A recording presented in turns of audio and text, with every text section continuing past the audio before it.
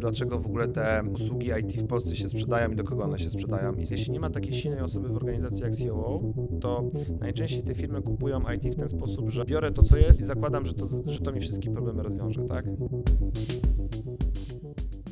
Ponownie w studio Tomek Grzemski z firmy Makopedia. Cześć. Cześć Marku, witam Ciebie.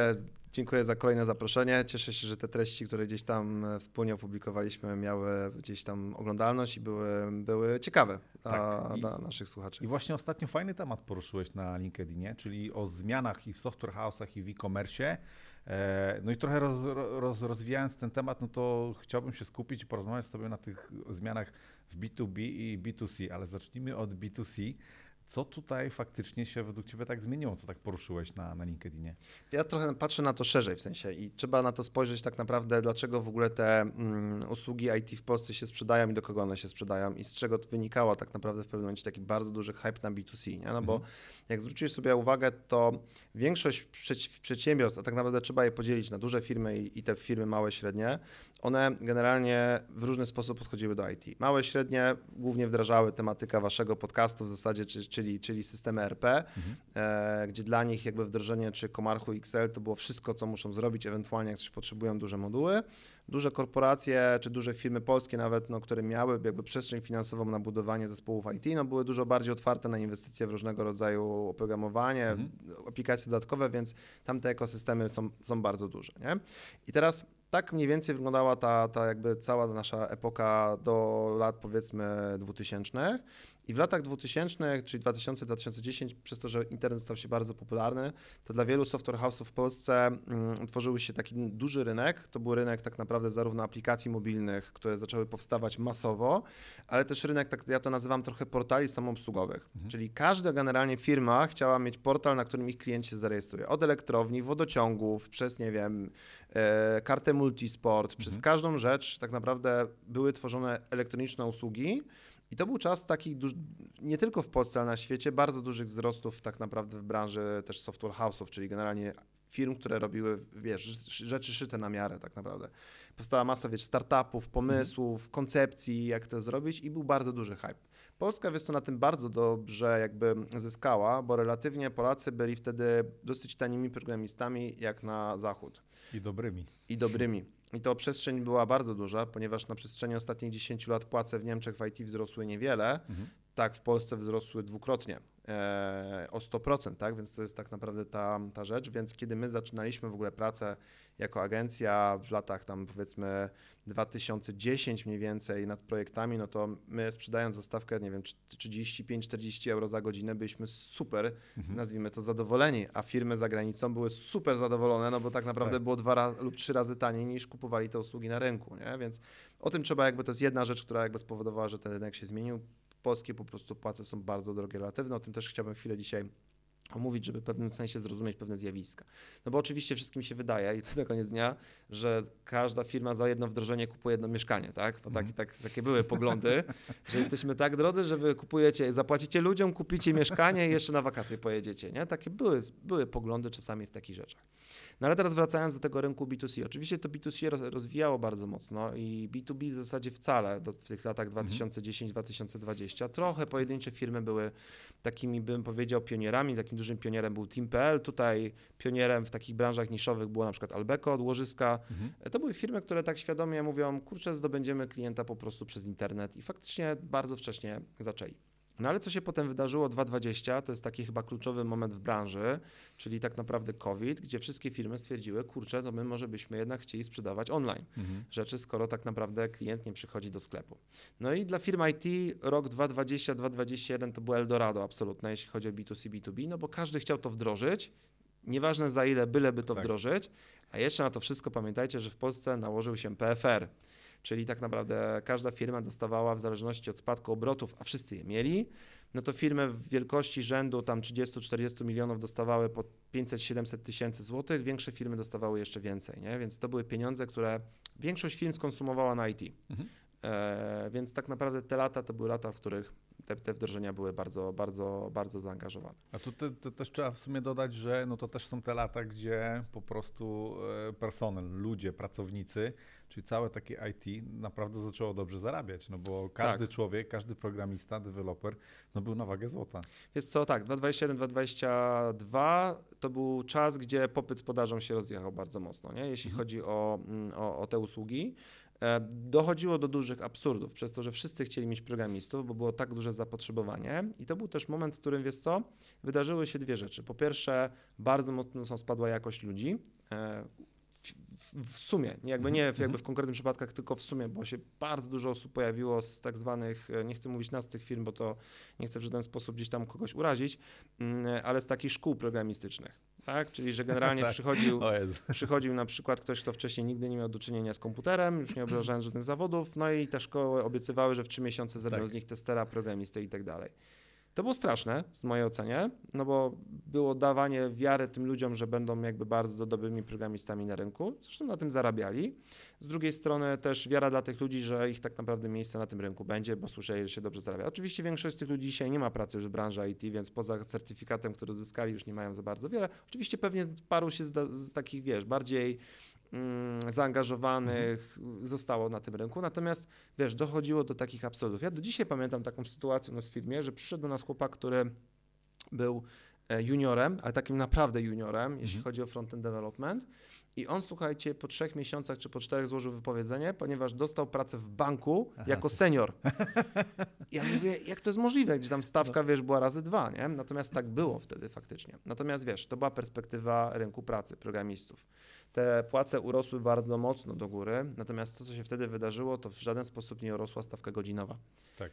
No bo klient nie chciał płacić więcej, no bo IT przy stawce już 250-275 zł za godzinę. Nagle się okazuje, że to są najwyższe faktury w firmie, jakie są, tak? Że te projekty informatyczne nagle stawały się projektami za 100 000 złotych miesięcznie i mało która firma w projektach ma takie kwoty, nie? W sensie wiadomo, przy inwestycjach budowlanych mają takie kwoty, natomiast nie mają takiej kwoty. No i co się kolejnego wydarzyło? No więc firmy zaczęły powiedzieć, sprawdzam.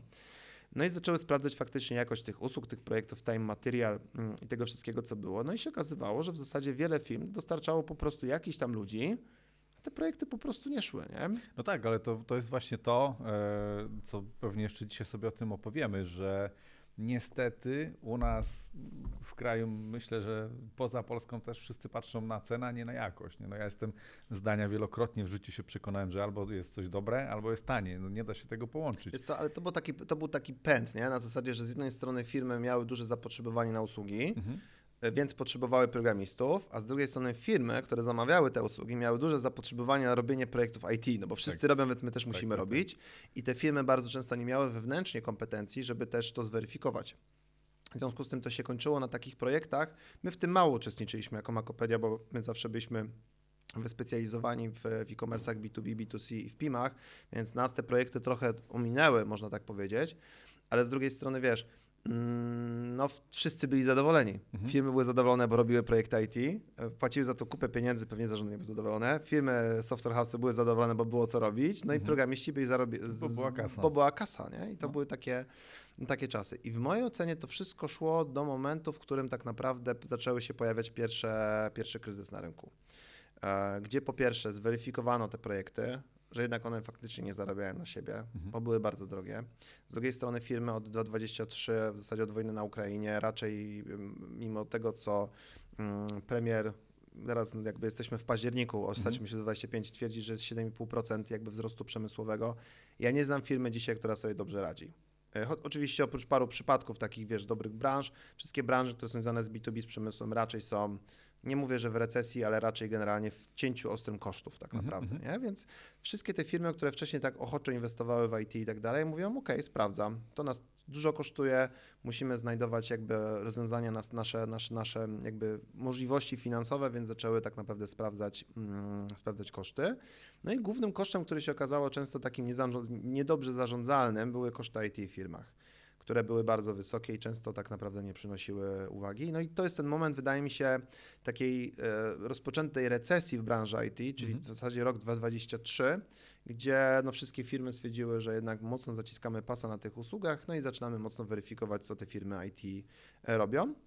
I tak naprawdę to był moment, w którym branża software house'ów bardzo mocno to poczuła. Nie? Z czasów wielkiego Eldorado, które było faktycznie do pewnego momentu, wielu naszych kolegów musiało zamknąć firmy, są na milionowych stratach finansowych i redukowało bardzo mocno tak, te firmy, zespoły. Znaczy, tu się pojawił chyba jeszcze jeden taki zły czynnik, no bo to też słyszeliśmy jakby od branży, od rynku, że na rozmowach z potencjalnym klientem, no to te software houses ze sobą strasznie konkurowały ceną.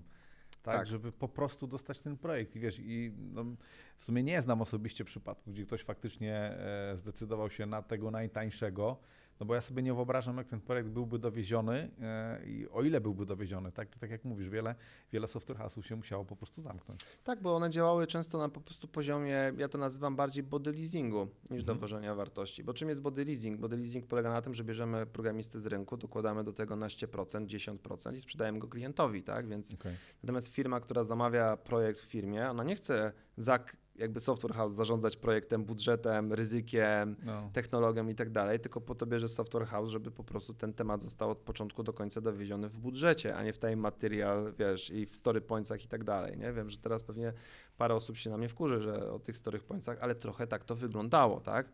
Dlaczego software house'y nie chciały często dawać wyceny w godzinach, tylko w story pointsach? No bo czym jest story points? To jest wirtualna waluta, która nic nie znaczy, nie? W sensie niby znaczy dla zespołu, ale sami programiści często tego nie rozumieli, ale dobra. To jeszcze jeden temat teraz mi przychodzi do głowy, bo to też są czasy, gdzie za projekt dostawało się właśnie wycenę w time and material. Tak. Teraz jest odwrotnie. Wiesz co, ja uważam w ogóle, że trochę jakby rynek wypaczył się, nie? Bo był bardzo duży hype na Agile, bardzo duży. Ja do dzisiaj pamiętam taką jedną konferencję, na której byłem mówcą i opowiadam właśnie o metodach agile'owych przy założeniu jakby pilnowania budżetu, jak to zrobić. I jedna dziewczyna z tyłu zadała mi pytanie, co zrobić, jak funkcjonalność klienta będzie niepotrzebna. Ja mówię, trzeba przestać to realizować, no bo to nie jest potrzebne. A ona mówi, ale to jest niezgodne z Agilem, bo zgodnie z Agilem powinniśmy dowieść to do końca. Ja tak tego słuchałem i mówię, kurczę, ludzie, ilu było Scrum Masterów na rynku, taki w ogóle zawód się wytworzył. On jest potrzebny oczywiście w wielu konkretnych przypadkach i ile teorii na ten temat powstało, a tak naprawdę na koniec dnia biznes jak patrzy na to, na projekt IT tak samo jak na projekt budowlany, projekt, nie wiem, finansowy i tak dalej. On ma swój początek, koniec, cel, dowiezienia, wartość i tak dalej. Agile może służyć do poprowadzenia projektów wewnątrz tego jakby już pudełka, ale zewnętrzne pudełko musi być zdefiniowane budżetowo, nie? Ja na przykład nie wyobrażam sobie być menadżerem w dużej firmie, pójść do zarządu i powiedzieć, ten projekt nas będzie kosztował 1 000 000, po czym przyjść do zarządu za miesiąc i powiedzieć, wie pan co, bo tam takim time material pracowaliśmy, tam nie doszacowaliśmy, jednak będzie 2 miliony, nie? Ale tak było, nie? Tak było, no tak. I tak naprawdę dzisiaj mało która firma w ogóle decyduje się na ten model po prostu współpracy. Znaczy to też wynika właśnie z tego, że no jest to powiedzmy taka delikatna zapaść, tak? Czyli o te projekty jednak trzeba walczyć. Ci klienci bardziej się zastanawiają i patrzą na te budżety, więc software house e-commerce, no jakby z powrotem, nie wiem, czy dojrzał znowu, czy po prostu został zmuszony, że trzeba po prostu wycenić projekt i się trzymać tej kwoty, nie? Bo inaczej nie dostanie klienta. Ja taki poczyniłem właśnie, wracając do tego postu na LinkedIn, że trochę doszliśmy do takich czasów, znaczy my jako Makopedia nigdy nie chcieliśmy tego w ten sposób realizować, bo ja wychodzę z założenia, że jakby długofalowo to jakość wdrożeń i szczerość z klientami powoduje, że de facto dana firma buduje pozycję na rynku, jest w stanie jakby rozwijać się krok do przodu. Tego typu praktyki raczej powodowały, że dzisiaj cała branża ma problem, no bo jednak klienci trochę stracili zaufanie jakby do całej branży IT, nie? Do metod działania, tak? No mówi się tak, że po prostu, nie wiem, inwestor przed projektem IT ma pieniądze, a IT ma pomysł, po wdrożeniu, tak, IT ma pieniądze, a biznes ma wiedzę, żeby tego więcej nie robić, nie?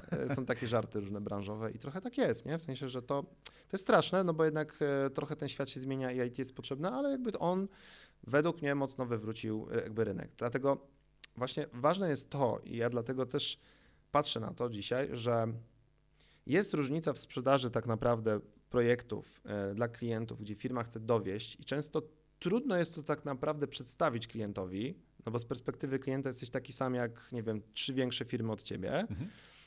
I to jest taki moment, w którym klientowi trudno jest zweryfikować, czy przychodzi Makopedia do klienta, ma pomysł na wdrożenie systemu PIM od początku do końca, wiesz, z koncepcjami, z całą naszą metodologią działania i tak dalej. Mówimy X, a przychodzi firma Y i mówi, wiesz co, my jesteśmy największą firmą w Polsce, tam zatrudniamy ileś tam osób, zrób z nami PIMA, my się na pewno na tym znamy, bo jesteśmy wielcy, tak? Ale to jest to, co w kuluarach rozmawialiśmy, że no niestety firmy, menadżerowie, właściciele często patrzą, no bo on jest z dużej korporacji, bo on jest bardzo znany, nie? Tak. No i no często niestety się ludzie przewożą na tym. Tak, i moje doświadczenie coraz bardziej dzisiaj jest takie, że właśnie im większa jest firma, tym ten projekt będzie, nie mówię, że mniej jakościowy, ale mniej wartościowy dla klienta, tak? No bo im jest większa struktura, tym trudniej strukturze jest dowieść projekt, który przynosi dużą wartość dla klienta, tak? Zaczyna być anonimowość, zaczyna być mówienie o procesach, ogólnie o organizacji itd., itd. Mi się wydaje, że taki właśnie sweet spot, jeśli chodzi o właśnie firmy wdrożeniowe, które są fajnie w stanie funkcjonować po drugiej stronie z firmą średniej wielkości, dużej wielkości polską, to są właśnie takie firmy kilkudziesięcioosobowe, max powiedzmy 80-100 osób, gdzie po prostu tym firmom zależy na wdrożeniu. A jak patrzy duża firma? No, mi na przykład zależy na wdrożeniu, jakby czynnik oczywiście finansowy jest też ważny, ale nie jest najważniejszy, nam zależy na tym, żeby wdrożenia. Natomiast jak jesteś prezesem firmy, która zatrudnia 500 osób, który wskaźnik jest dla ciebie najważniejszy? EBITDA. To jest jakby czynnik, który cię kieruje, więc co robisz? Optymalizujesz EBITDA, tak? Albo agresywnie sprzedajesz, albo agresywnie obniżasz koszty wdrożeń, żeby one były jak tańsze. Czy to jest jakby dobre dla klientów tej firmy? No nie. To jest jakby zupełnie przeciwność tego, co klient po prostu chce, tak? Dostać dobrą jakość, dobrze wykonaną pracę i nie mieć agresywnej sprzedaży, która obiecuje coś, co się nie wydarzy po prostu, nie? U danego klienta. Więc jakby trochę podsumowując, to jest taki moment, w którym mi się wydaje, że średniej wielkości, mniejszej wielkości firmy IT mają dużo większą wartość dla klientów, ale z drugiej strony przez czas globalizacji trochę tych firm, no mają ciężko dzisiaj na rynku, nie? No bo jednak trudniej im jest sprzedać marketingowo tą swoją wartość, niż dużym firmom, które są w stanie obstawić, wszystkie konferencje. No tak. No to jest też jakby taka kolejna rzecz, że no właśnie, jakby też zauważyłem, że do łask wróciły konferencje. Webinary, no ja widzę po rynku, że tego jest tyle, że no nie wiem, będzie znowu przesycenie i ludzie nie będą chcieli tego słuchać, oglądać i jeździć, bo też my często rozmawiamy z naszymi klientami, czy pytamy branży, no jak było na tej konferencji, nie? No to mówię, no że tam wartości w zasadzie nie widzieli. Każdy się chwali, jaka to jego firma jest super. Tak, znaczy wiesz co, konferencje są, ja jeżdżę po tych konferencjach i to też jest ciekawe, co się wydarzyło w rynku IT. Jest taka konferencja, ona się nazywa Retail Summit. Bardzo fajna konferencja pod kątem branży retailowej całej polskiej, czyli online i jakby offline, tak? Bo to jest zarówno jakby sprzedaż offline i online. I co jest dla mnie było bardzo zaskoczeniem w zeszłym roku, jak byłem na tej konferencji, że konferencja, która dotyczy retailu, czyli de facto każdy sklep, kupuje, regały, są architekci, są galerie, są wszyscy i tak dalej, tego typu rzeczy. Tam były tylko firmy IT. Jako sponsorzy i jako w kuluarach chodzili tylko sprzedawcy IT. To jest w ogóle bardzo ciekawe, nie? Nie wcale analitycy IT, ludzie, którzy mają wiedzę, tylko głównie sprzedawcy, nie? I to trochę powoduje, że na tych konferencjach jest bardzo dużo sprzedawców, a to nie są ludzie merytoryczni bardzo często, nie? No i to no to odbije się znowu, nie? Bo ludzie zaczną być mocno świadomi, że po co ja mam tam jechać, jak nic wartościowego z tego nie wyciągnę, nie? Wiesz co, ja myślę, że w ogóle to jest taki czas, jeśli chodzi o, bo to też mi się o tym łatwo mówi, bo ja jestem praktykiem branżowym, siedzę z tym długo, znam wszystko, może nie wszystkich, ale prawie wszystkich, jak to działa. Czasami próbuję sobie wyobrazić, gdybym był po drugiej stronie klientem. Nie jestem doświadczony, nie wiedzę, w jaki sposób też podejmować decyzje o wyborze, nie? I teraz pojedziesz na taką konferencję, no i co, usłyszysz 10 sprzedażowych prezentacji bardzo ogólnych, bo one też nie mogą być szczegółowe, bo nie każdy klient chce zrobić. I czy to jest rozwiązanie? W mojej ocenie nie. Rozwiązaniem, wydaje mi się, jest budowane są różnego rodzaju społeczności, firm, które de facto zaczynają w kuluarach rozmawiać i te rozmowy kuluarowe są kluczowe tak naprawdę. Jest chociażby w branży B2C Digital Experts Club, tutaj prowadzony przez Tomka Lisa. Super miejsce, jeśli ktoś siedzi w B2C po stronie klienta, żeby poznać ludzi takich jak oni, w sensie i wymienić się doświadczeniami, nie? No bo wtedy dopiero przy tej pewnej poufności klubu budujesz taką, rozmowę o tym. My planujemy taką społeczność zbudować wokół B2B i wokół PIM-ów, tak? To są te tematy, no bo też... wokół PIM-ów już powstała, zaraz będziemy ją ogłaszać, ale żeby właśnie ci ludzie się spotkali ze sobą i zaczęli o pewnych rzeczach rozmawiać, bo to jest najbardziej wiarygodna wiedza tam ktoś ci przyjdzie, kto faktycznie wymieni się wiedzą, a nie, że zaraz zostanie zaatakowany z wizytówką, my się odezwiemy i umówmy się najlepiej od razu na spotkanie. Tak. I to jest właśnie kolejna rzecz, co mi osobiście brakuje na konferencjach, dlatego często my się nie pojawiamy, bo ja uważam, że żeby sprzedać produkt czy jakieś wdrożenie, to trzeba się sprzedać pod kątem, że jesteś ekspertem. I realnie ekspertem. Tak, a żadna prezentacja firmowa, że twój produkt jest super, no to tego nie sprzedaje. No. Ja to widzę trochę tak, że my tak naprawdę mogę z czystym sumieniem powiedzieć, że jesteśmy w tej chwili jedną z najmocniejszych firm PIM-owych w Polsce. I jeśli chodzi o B2B, jedną też z mocniejszych, tak? Natomiast z perspektywy klienta często jesteśmy postrzegani jako mniejsza firma niż na przykład duże firmy nasze konkurencyjne, tak? Które z nami działają. No i teraz w jaki sposób ten klient ma ocenić naszą merytorykę, jeśli z drugiej strony też niby tą słyszy, no bo nie jest w stanie ocenić jeszcze tej merytoryki, no ale patrzy często brandem. Wy na przykład też regularnie robicie podcasty. I dla mnie osobiście to jest super złapać, no to jest brzydkie słowo, ale przekonać klienta do siebie, że wy macie tą merytorykę, że wy macie tą wiedzę, bo nie boicie się tego publikować i poprzez chociażby podcasty, a wiele firm ma z tym problem. Tak, znaczy wyszliśmy trochę z takiej, jakby to powiedzieć, z bezpiecznego założenia. Tak, ja jestem dużym wizjonerem, w sensie jako osobiście ja, jakby to, co my publikujemy na podcastach, to jest tak naprawdę nie to, co już robimy. W sensie taka jest nasza polityka, tak? Czyli to wszystko, co jest na podcastach, to jest taka wiedza sprzed roku, 2-3 lat. My już robimy inne rzeczy, idziemy jakby do przodu. I to wymaga oczywiście dużo stresu ze strony organizacji, żeby jakby ją pchać mocno do przodu, no ale robimy to dla naszych klientów i robimy to też po to, żeby de facto rozwijać nasze kompetencje, umiejętności, nie? Więc dlatego my się nie boimy tych rzeczy publikować, bo my już jesteśmy 2 kroki dalej do przodu z naszymi klientami i w różnych rzeczach. I często widzimy takie zabawne rzeczy, że te rzeczy, które są w naszych podcastach, pojawiają się, już w koncepcjach naszej konkurencji. Ja mówię, no dobrze, niech to róbmy, bo my jesteśmy spokojnie 2 kroki już do przodu w tym całym jakby procesie myślenia, nie? I to jest ważne. No ale to wymaga z kolei wizjonerstwa i trochę też zaryzykowania, w którą stronę będzie iść, wiesz co? Ale tak właśnie zbaczając tego tematu, myślę, że w tym świecie dzisiejszym pojawiają się 2 rzeczy, że dzisiaj wszystkie firmy IT mega agresywnie sprzedają, tak? No bo na koniec dnia trzeba zapłacić przynajmniej za payroll, ale też za koszty stałe. Tak. I większość firm, może nie wszystkie, albo mają spadek przychodów rok do roku, albo stagnację, albo nawet bardzo duży spadek, nie? W związku z tym dzisiaj na rynku sprzedaż jest bardzo agresywna, nie? Z drugiej strony tak naprawdę, no bo jakby tych projektów jest mniej na rynku i projektów e-commerce'owych się uruchamia bardzo mało. Z drugiej strony to, od czego też zaczęliśmy, trochę żyjemy dzisiaj w innych czasach. No bo skończył się ten już hype taki bardzo mocny, jeśli chodzi o, o e-commerce B2C i o B2B, on się dopiero zaczyna w mojej ocenie, ale też pojawiło się bardzo dużo rozwiązań takich samoobsługowych. No tak. Ja to tak nazywam, nie? Czyli w przypadku B2C dzisiaj decyzja o wdrożeniu wielkiego Magento, czy wielkiego na przykład Shopware'a, czy wielkiej platformy dla firmy, która sprzedaje, nie wiem, bielizny przez internet, no trochę już nie ma sensu, no bo jest Shopify, tak?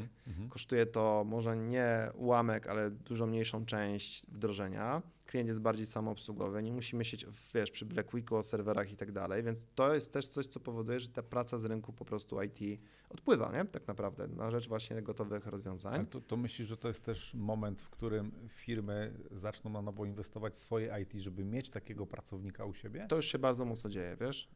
Większość dużych e-comów w Polsce, które wcześniej były w agencjach, ja też mogę o tych e-comach opowiedzieć, które my obsługiwaliśmy, podjęły decyzję o ściąganiu kompetencji do siebie.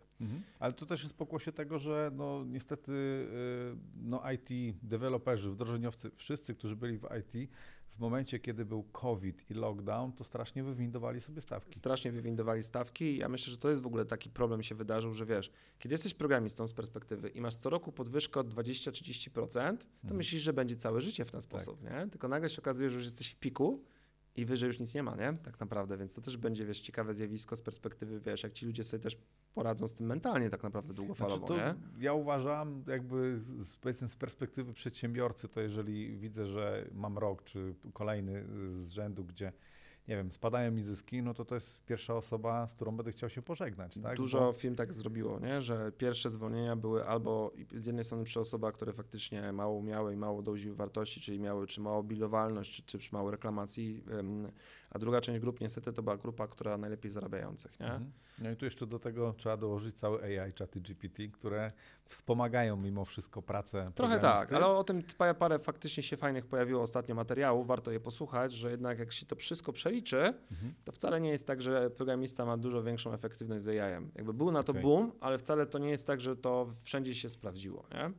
Ale wiesz co, wracając do tego właśnie rynku powrotu, tak? No słuchaj, no jakby rachunek jest prosty. No jeśli jesteś dużym e-comem, bardzo dużym, i miałeś w agencji 10-15 osób, za które płaciłeś i tak musiałeś koordynować ten zespół z perspektywy, wiesz, to czego ci wcześniej brakowało, to jest kompetencji, w sensie, żeby mieć u siebie kompetencje. No ale jeśli na rynku pracy zaczęło być gorzej i byłeś w stanie pozyskać dobrego CTO czy dobrego, wiesz, senior Magento dewelopera, no to byłeś w stanie zacząć budować zespół. No i jakby rachunek jest prosty. Średnia stawka w rynku Magento 250 zł netto za godzinę.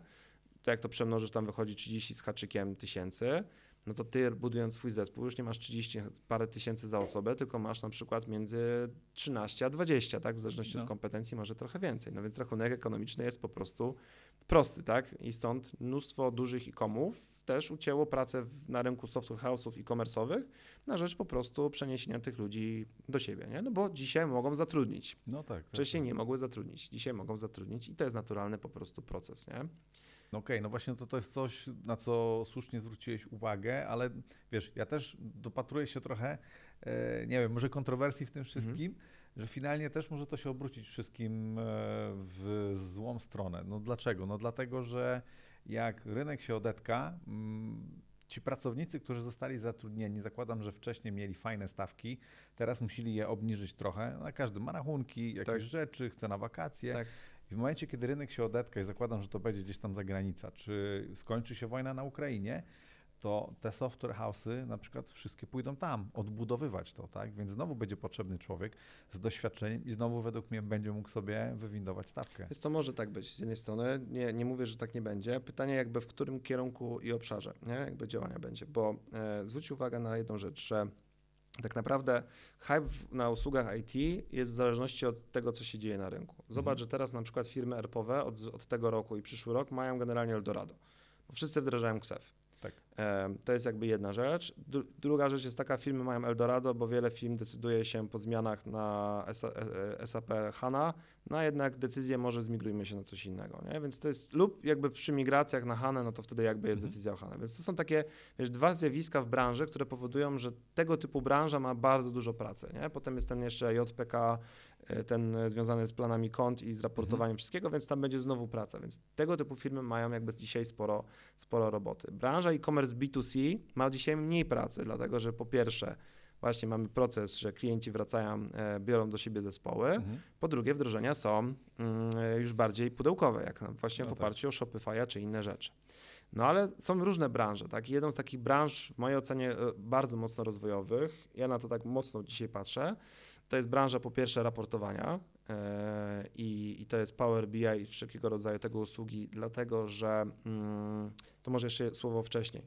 Korporacje są bardzo mocno nasycone IT. To trzeba sobie powiedzieć jasno, tak?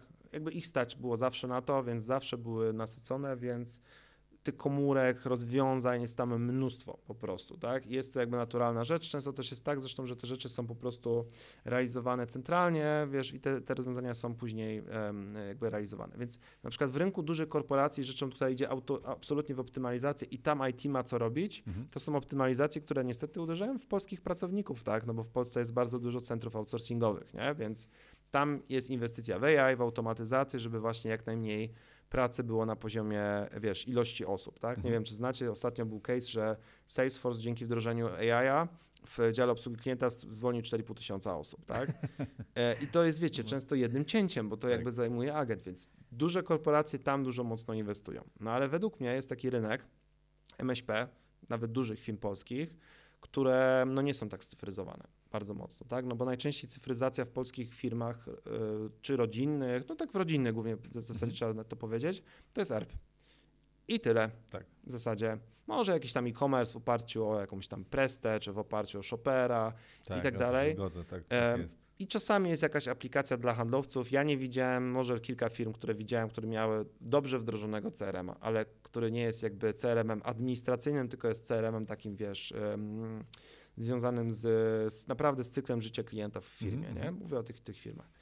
I w mojej ocenie tam jest tak naprawdę wielka przepaść i wielka jakby element do wdrożeń, ale rynek software house'ów nie pasuje do tego świata totalnie. Bo to jest za drogi. Jest za drogi, a po drugie to jest świat, który nie ma tych kompetencji IT. O tym sobie rozmawialiśmy, pamiętasz, na tym poprzednim naszym podcaście, gdzie ja mówiłem o takiej umiejętności posiadania w średniej czy małej wielkości firmy człowieka, który ogarnia z jednej strony IT, z drugiej strony biznes. No to tak, to tego nie ma. Czytałem ostatnio na LinkedInie tylko taką wypowiedź jednego z takich kolegów, który napisał, że takim zawodem przyszłości w średnich i dużych firmach rodzinnych jest COO, czyli osoba, która ogarnia procesy IT. To wiesz co, to mi się wydaje, że to się płynnie pojawi w momencie, kiedy założyciel, niech to będzie po prostu starszy człowiek i poprzez sukcesję odda firmę synowi, córce i to będą młodsze osoby, które jednak mają pojęcie trochę o IT, o cyfryzacji i będą widziały w tym po prostu same plusy. Nie? Tak, no i właśnie wracając jakby do tego, dlatego też uważam, że raportowanie jest takim jednym z pierwszych też elementów, które się pojawiają, że jednak większość średnich, dużych polskich firm rodzinnych działa w Excelu. To jest absolutnie jakby wiesz, wszystko jest ręcznie robione w Excelu, mało jest danych na żywo, bo też te środowiska nie potrafią opisywać danych w taki sposób, nie wiem, produkty posegmentować na kategorie, na atrybuty, klientów posegregować na koszyki, na kategorie i tak dalej, żeby wnioskować z tych danych. Nie? I teraz w ogóle dużo ludzi mówi o AI-u i tak dalej, ale jeśli tego kroku wcześniej się nie zrobi na poziomie raportowania, to ten AI nic nie wywnioskuje, no bo skąd on wie, czy ten klient jest z naszej perspektywy, wiesz, wartościowy czy niewartościowy. Ja mówię naprawdę o wierzchołku góry lodowej. Nie? To jest... Znaczy tu jeszcze, wiesz co, bo teraz mi przychodzi fajna rzecz, którą sobie przypomniałem. Warto dodać, że często w tych firmach, na przykład jakiekolwiek rozwiązanie, powiedzmy takie cyfryzacji, jakiś system, to oni otrzymują ten system, na przykład, że to jest firma produkcyjna z daną maszyną i potrafią przez lata z tego korzystać. Tak. I wiesz, my często mieliśmy gdzieś tam informację, że szukają jakiegoś rozwiązania, bo mają taki i taki system i okazuje się, że na tym systemie pracują 20-25 lat. Tak, jeśli nie ma takiej silnej osoby w organizacji jak COO, to najczęściej te firmy kupują IT w ten sposób, że biorę to, co jest i zakładam, że to mi wszystkie problemy rozwiąże, tak? Ale to trochę tak nie jest, no bo to nie jest tak, że wiesz, kupujesz samochód dostawczy, więc będzie to samochód dostawczy i będzie woził ci towar, ale jakby firma ogarnia, wiesz, na poziomie jakby mentalnym, że to jest samochód dostawczy, no ale jak nawet kupujesz ERP-a nowego, czy kupujesz PIM-a, czy kupujesz, nie wiem, system raportowania, to dostajesz pudełko. No tak. Ale co ma być w tym pudełku zrobione, to już musisz ty sam wiedzieć lub, i to jest właśnie ten moment, w którym wydaje mi się następuje na rynku i to, w którym ja bardzo mocno pcham stronę, lub mieć po drugiej stronie doradców, którzy ci nie powiedzą, że jak mi powiesz, to zrobię, tylko powiedzą mi, jak to zrobić. Tak. I to był taki moment dla nas w Makopedii zmiany na zasadzie, że jakby powiedzieliśmy sobie 2 lata temu, że jak my chcemy przeżyć i chcemy się rozwijać, to musimy być specjalistami w tym, co robimy. Nie na poziomie wykonamy tak, jak klient chce, tylko my mu musimy powiedzieć, wziąć tą odpowiedzialność i powiedzieć, jak to powinno być zrobione w tym konkretnym przypadku, nie? Ale tu ja widzę jedno ale i to też jest taki temat gdzieś tam powiedzmy sprzed miesiąca. Nawet jak jest ta chęć zmiany i pojawi się doradca, to przede wszystkim przez to, co się dzieje na rynku, te firmy nie mają do nas jako doradców zaufania, boją się zaufać, boją się powiedzieć, jak naprawdę jest w firmie, bo o Jezu, no bo to będzie boleć, że no jak tyle lat firma pracuje i takie jakieś zwykłe błędy czyni. Ale to się bierze, mi ktoś to wytłumaczył ostatnio. Ja też właśnie długo z kimś rozmawiałem, mówi, słuchaj, ale to jest bardzo proste. Większość firm lat 90. w Polsce było zakładane przez ludzi, którzy żyli w PRL-u. W jakimś wieku mniejszym, większym i tak dalej. Ich rodzice żyli w PRL-u. W PRL-u nie było absolutnie możliwości na powiedzenia, że się coś nie udało. Więc to byli ludzie, którzy przez całe życie nie słyszeli nigdy o tym, że rozmawiamy o porażkach. Rozmawiamy tylko i wyłącznie o sukcesach. A jak była porażka, to ona była sprzedana jako sukces. I to jest głęboko w narodzie siedzi, nie? Dlatego firmy bardzo często boją się o tym opowiadać. Jak ktoś pracował w międzynarodowej firmie w organizacji, to jest do tego przyzwyczajony, tak? Że jest feedback, że jest rozmowy na 1 na 1 i tak dalej. Pokaż mi firmę z lat 90., gdzie można pójść, wiesz, do prezesa i mu powiedzieć, nie podoba mi się to, co pan zaproponował, tak? To jest, wiesz, to nie można. Nie ma czegoś takiego. Nie ma czegoś takiego, tak? Ale co to powoduje? To powoduje, że wiesz, tracisz kontakt jako zarząd, traci kontakt, wiesz, z pojedynczą jednostką, która mówi, kurczę, mam problem, mogę go zaadresować, ale mówię, nie pójdę, bo jeszcze coś będę, nie? I to jest, wydaje mi się, w dzisiejszym bardzo skomplikowanym świecie problem. No bo teraz jak wracając do tych organizacji B2B, o których sobie rozmawialiśmy, to wiesz, organizacje B2B kiedyś miały ERP-a, miały, nie wiem, 5 dystrybutorów, jakąś tam produkcję, jakiś tam handel i to szło. organizacja, którą de facto jedna osoba była w stanie od początku do końca ogarnąć, nie? Dzisiaj te same firmy mają produkcję, import z różnych rynków, mają e-commerce B2C, e-commerce B2B, sprzedaż przez marketplace'y, eksport, różnego rodzaju inne rzeczy i to wszystko robią na dużo mniejszej marży niż robili to 20 lat temu, tak? To już nie są te same czasy, w których jesteś w stanie po prostu zarządzić tą całą, firmą w jedną rzeczą, więc siłą rzeczy musisz inwestować w IT, żeby pewne rzeczy automatyzować, pewne rzeczy po prostu realizować lepiej i przede wszystkim też ciąć koszty, tak? No bo dzisiaj człowiek jest bardzo drogi. Tak. Średnio magazynier dzisiaj w Polsce kosztuje około 6 000 po wszystkich kosztach. W Wielkopolsce mówię, nie? To nie jest kiedyś, jak było za 3000 zł, tak? Więc ja pamiętam na studiach, jak zaczynałem i szukałem, no właśnie. To było 2000 na rękę. No właśnie, a teraz jest 6000 po wszystkich kosztach, to jest tam, więc to są tego typu, powiedzmy, stawki dzisiaj, nie? Więc jakby dzisiaj musisz myśleć o IT przez pryzmat obniżania sobie kosztów, a nie windowania kosztów, co było właśnie myśleniem przez te software house'y. Więc takie momenty, gdzie faktycznie w mojej ocenie te usługi IT będą bardzo mocno szły, to jest e-commerce, wszelkiego rodzaju automatyzację, w ogóle platformy B2B jako zmiana w ogóle sposobu działania firm. I to mnie, powiem szczerze, przeraża, bo jestem po cyklu wielu, ostatnio dużej ilości spotkań właśnie odnośnie platform B2B. Dyrektorzy sprzedaży nie mają tej wiedzy, jak to zrobić.